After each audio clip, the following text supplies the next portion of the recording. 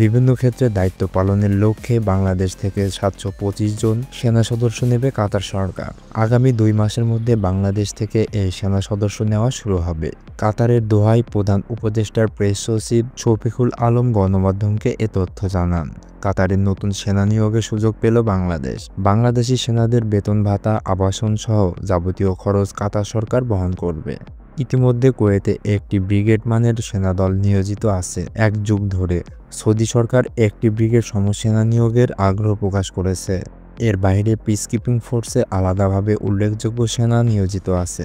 বাংলাদেশ সেনাবাহিনী পেশাদারিত্ব, কর্মদক্ষতা ও সততার জন্য বিদেশে সেনা নিয়োগ বাড়ছে। বাংলাদেশ সেনাবাহিনী বৈদেশিক মুদ্রা অর্জন করে দেশের অর্থনীতিতে গুরুত্বপূর্ণ ভূমিকা রেখে চলেছে।